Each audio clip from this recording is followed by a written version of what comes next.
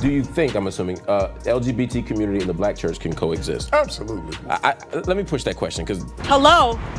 I once had Diddy text me, "Welcome to the family," but I was by a platinum-selling producer who was one of his cohorts. TD Jakes shedding light on allegations surrounding his and his son's purported involvement in a gay lifestyle.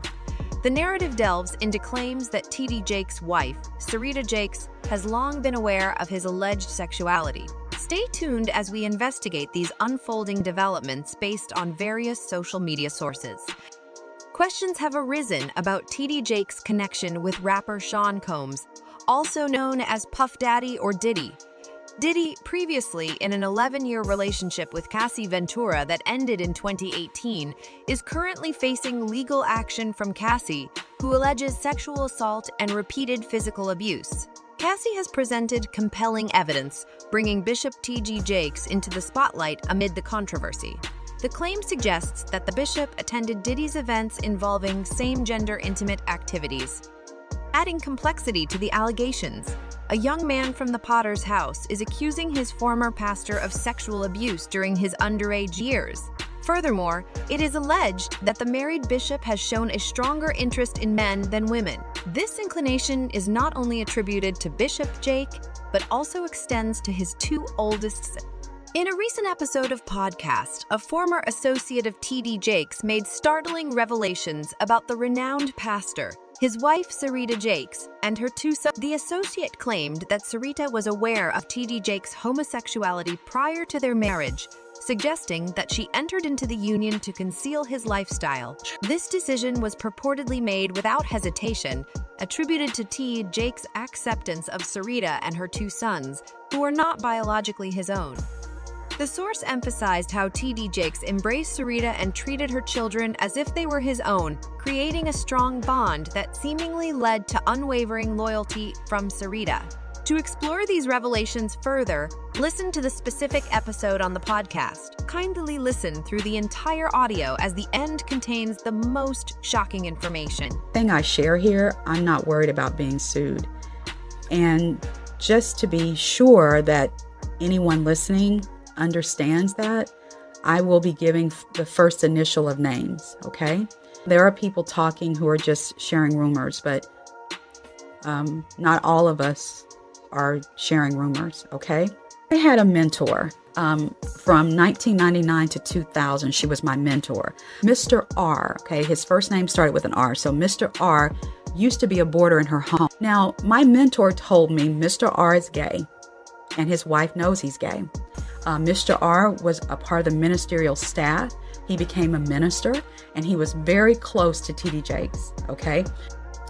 And she said he told her that, you know, he was going to share some things with her that she could never tell anybody. And so later on, she tells me and a few other people that he did come. They had set up a time and date for him to come to her house. He came and he talked with her for several hours, just divulging stuff, behind the scenes ministry stuff. And she told us some things I can never tell y'all, but what he did tell her was that TD Jakes was gay and that TD Jakes had had a relationship with a man. Now, I will stop and say, whether that man was Mr. R, I don't know, because she never told us that. But then she told us there are things I can never say, I can never tell, because I swore, you know, that I wouldn't tell, you know, some of the stuff that he told me. I'll tell you, as soon as they got through talking, she left that church. My mentor did, and it devastated her. Not too long after the things that Mr. R shared with her and swore her to secrecy to, she had a stroke. I always believed, and I still believe it now, that it was the stuff he told her that contributed to her having that stroke, because the timeline was just too close. The Jakes have 5 children. Boys, both their names start with a J. One is light skinned, one is dark skinned. It is true that the 2 older sons are gay. The 2 older sons are not his biologically. They're not the sons of Jakes. Now, the sons, one is darker skinned. The darker skinned son is the one who was caught in Keith's Park many years ago. Now, those 2 sons, they are not the biological children of Thomas, okay?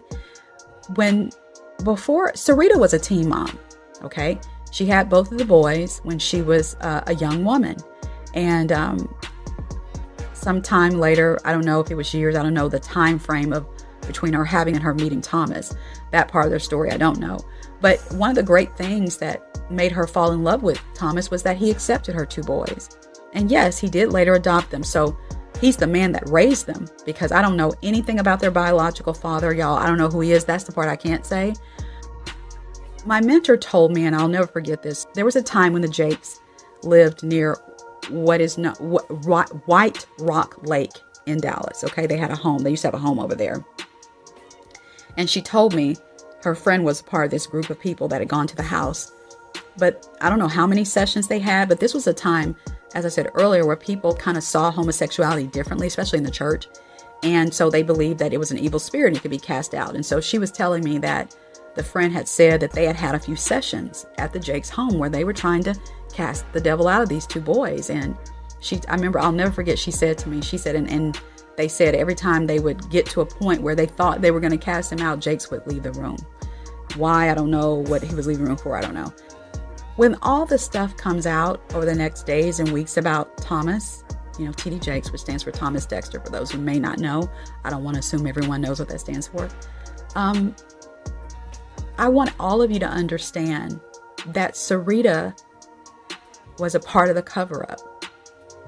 So very often when things come out about these husbands, the wives, the wives get to play innocent. People assume they're innocent, kind of like the Vanessa Long, Eddie Long situation. People assume they're innocent. The wife kind of skates off and people look at her like, aw, but that's never the case. It's never the case. When women like Sarita go along, participate in, when I say participating, I don't mean necessarily the act, I just mean go along with the cover up and pretending that it's not what it is.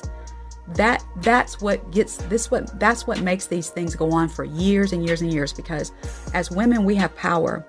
And when we leave a man, people know something's up. What I'm saying is when it all comes out, I don't want anyone to be like, oh, poor Sarita. No, it's not going to be poor Sarita. Sarita, people have gotten information back to Sarita for years about her husband. But there came a time when certain things were getting back to her, and then he took over her email. Listen, Thomas buys Sarita's clothes. He's always bought her clothes. And so you got to understand the kind of state Sarita was in when she met Thomas. What would she have done if she left him? She didn't have nothing. She had nothing. She came from nothing. She was a coal miner's daughter. When I say she came from nothing, I don't mean she as a person isn't valuable. What I'm saying is she didn't come from prestige or money or anything like that. She was a poor girl who had come from upside a mountain in West Virginia. And it was because of him that, she is and has all that she does. So I don't know. I'm not trying to get into her mind and understand why she stayed, why she was okay with him having these extramarital relationships. I don't know. All I know is I'm not even sure if she would have ever had anything had it not been for him. And so maybe she felt some sort of devotion to him because of that. I don't know. And he did take her 2 sons that she had out of wedlock. Again, not a shaming statement. I'm just saying that because that's the phrase we used to use. And he raised them.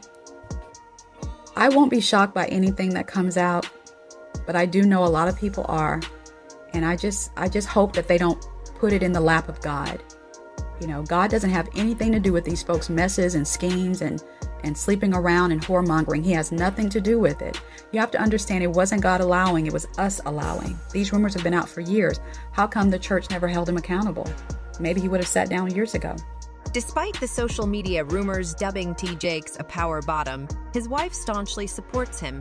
Shortly after news surfaced about T.D. Jakes' alleged Hollywood scandal, she posted on social media, suggesting that challenges are part of God's plan to strengthen them.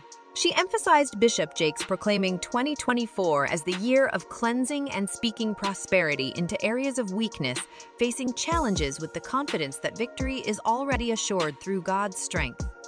T.D. Jakes faced a tarnished reputation, linked to P. Diddy's alleged Hollywood scandal.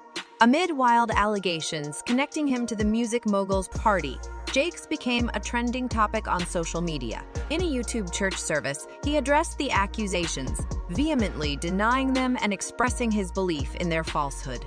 He promised to discuss everything when the time is right, refusing to use the sacred pulpit to address lies. Despite online rumors, a spokesperson for TD Jakes issued a statement, calling the claims unequivocally false and baseless. The statement emphasized the challenge of spreading the truth versus lies, quoting Pastor Charles Diddy facing sexual assault claims after Cassie's lawsuit, settled the next day. The allegations included drugging and assaulting a college student in 1991, similar incidents with Aaron Hall, and sexual slavery of a 17-year-old. Diddy stepped down from Revolt Network's chairman role, vehemently denying all accusations. In response to the controversy, Diddy stated he would fight for his name, family, and the truth, refuting the allegations as an attempt to tarnish his character. Social media users shared varied opinions on the matter, with some expressing skepticism about the allegations and others calling for accountability. This seems familiar. Just not long ago, we were dealing with the same behavior from R. Kelly. He said that he was totally innocent, but he was later found guilty. So let's just sit back and see what happens. Like most people, I really hope this is not true. Another user said, as a pastor, I say that when we hang around dirt, we get dirty. The church once promoted scripture, advising and teaching separate lifestyles.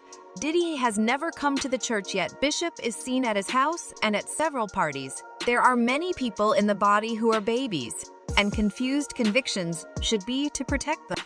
He should demand a public statement from Diddy. We are accountable to each other and protect the gospel with our lifestyle. Say what you want. There needs to be accountability. His statement says, I know who I am. The problem is that the blood of the innocent needs not be smeared in this way.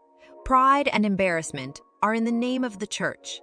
Another user added, I'm just going to wait and watch for the receipts. What's in the well always comes up in the bucket. The podcast testimony strongly indicates that Jake harbors numerous secrets, with revelations are expected to unfold gradually in the coming days. Anyway, I hope you enjoyed watching this video, and I do pray that we all continue to strive to please God. Please remember to like, subscribe, and hit the notification bell so you can be notified when new videos are uploaded.